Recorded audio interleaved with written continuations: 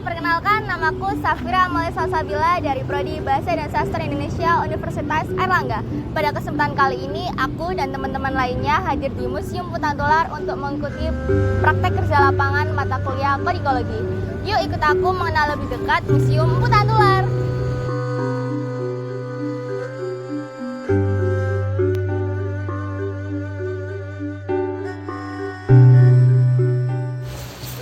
Museum Putan Tular merupakan sebuah museum negeri yang terletak di Buduran, Sidoarjo, Jawa Timur. Awalnya, museum ini didirikan dengan nama Stedelijk Historisch Museum Surabaya pada tahun 1933. Museum ini menyimpan beragam koleksi artefak sejarah, termasuk barang-barang dari zaman Majapahit seperti lukisan, artefak emas, sisa-sisa arkeologi, koin kuno, dan pameran yang berkaitan dengan masa prasejarah dan kerajaan Majapahit.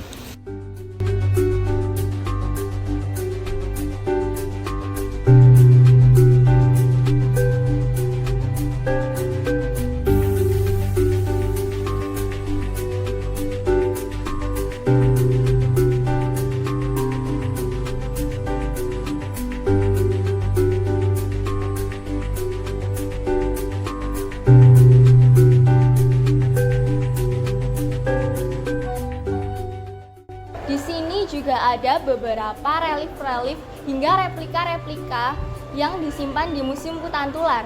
Di sini juga terdapat arca-arca asli yang dibawakan langsung dari asalnya untuk disimpan dan dijaga atau dirawat oleh Museum Putan Tular.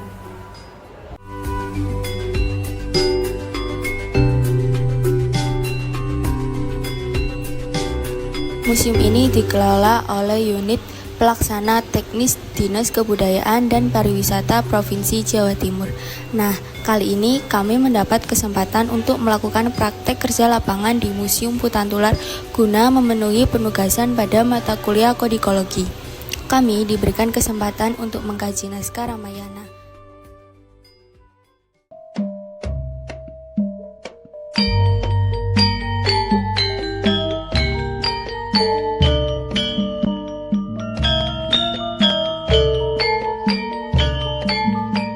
Secara fisik, naskah Ramayana terbuat dari daun deluang yang merupakan lembaran dari papagan atau kulit kayu yang secara umum memang kerap digunakan sebagai bahan dasar dari naskah-naskah kuno. Naskah Ramayana sendiri menceritakan tentang kisah perjalanan Rama Wijaya bersama pasukannya dalam menyelamatkan Dewi Sinta dari tangan Rahwana yang disandera di kerajaan Alengka.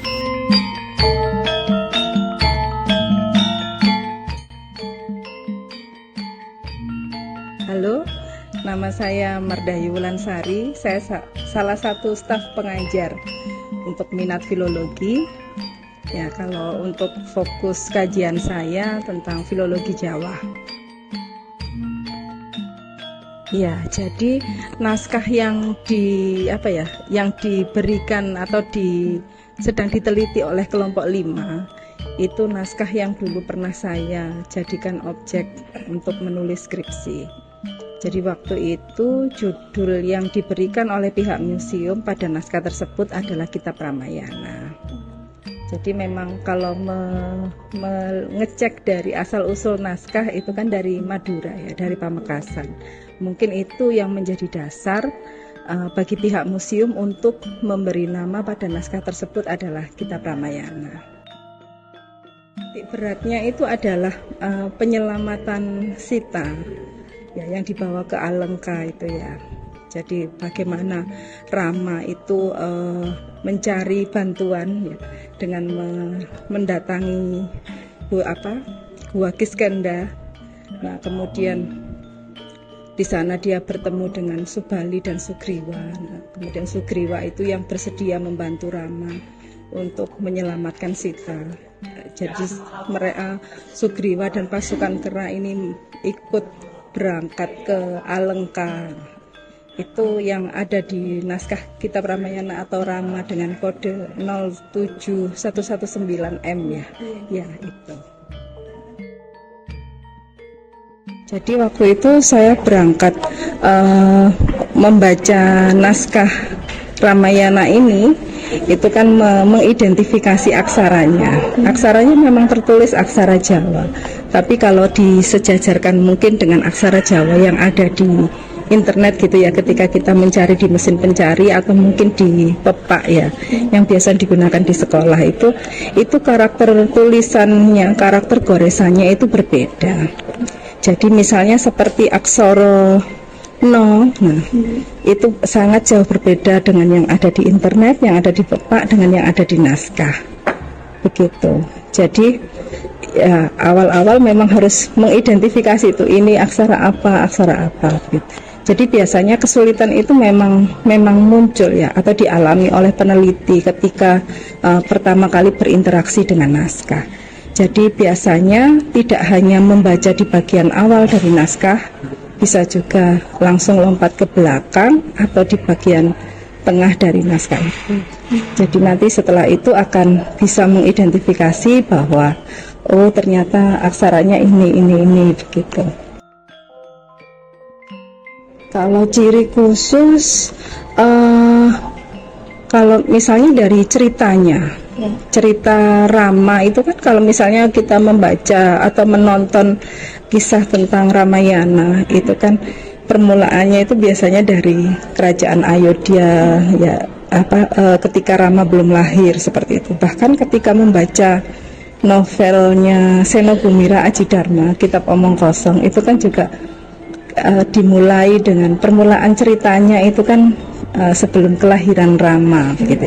Tapi kalau di naskah Ramayana yang ada di Empu Tantular ini, itu kisahnya itu langsung masuk ke bagaimana Rama, Sita dan Laksmana mereka hidup di hutan, dan kemudian akhirnya Sita itu diculik Rahwana dan dibawa ke Alengka, sampai pada kisah Ramayana yang harus membendung lautan agar bisa menyeberang dari wilayah India ya, atau mungkin Ayodhya waktu itu menyeberang ke Alengka atau Lengka. Nah seperti itu, sampai akhirnya bertarung dengan Rahwana dan kemudian sampai pada kisah kematian dari Indrajit anaknya Rahwana. Kalau waktu itu jadi di Empu Tantular itu kan ada beberapa naskah yang berisi teks Ramayana ya. Dan sebagian besar itu memang kisahnya langsung ke tengah-tengah cerita gitu ya. Iya. Jadi saya rasa waktu itu memang penyalinnya atau penulis naskahnya itu memang ada ingin menyampaikan hal tentang ya mungkin peperangan. Kemudian kalau misalnya sedang menghadapi musuh itu kita nggak bisa sendirian gitu ya. Jadi yang dilakukan Rama itu kan dia mencari bala bantuan ya, ketemulah Sugriwa dan mengajak pasukannya, meskipun Rahwana juga dibantu Laksmana dan juga Hanuman begitu, tapi kan tetap dia merasa harus mengumpulkan bala bantuan ya, karena yang dia serang ini kan juga kerajaan besar begitu. Jadi dia tidak bisa hanya dengan ala kadarnya begitu ya persiapannya. Jadi saya rasa itu pesan yang terlihat dari kisah Ramayana ini. Kemudian selain itu juga apa yang menyebabkan Sita ini sampai bisa diculik Rahwana, nah, itu kan kalau sebenarnya Sita ini kan sudah diberi pesan ya oleh Rama bahwa jangan meninggalkan, kalau di cerita-cerita yang umum kita ketahui kan dibuat pembatas begitu ya untuk perlindungan begitu.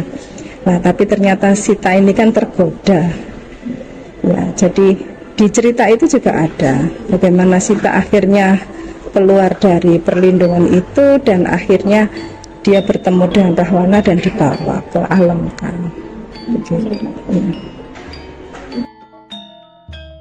Ya, jadi meskipun cerita Rama ini dari tradisi Hindu ya, tapi memang kalau mengacu dari korpus cerita Rama yang ada dalam naskah, yang akhirnya ketika saya menggunakan cerita naskah Ramayana yang juga koleksi Museum Empu Tantular, dan di situ saya memberi judul Serat Romo ya. Kalau serat ini kan identik dengan tradisi Islam gitu ya. Jadi saya rasa cerita Rama ini tidak hanya bisa dimanfaatkan oleh orang-orang yang beragama Hindu, ya, menganut kepercayaan Hindu, tapi juga orang-orang yang selain itu juga bisa memanfaatkan karena ada banyak sekali pengajaran yang ada di dalamnya. Misalnya itu tadi strategi berperang.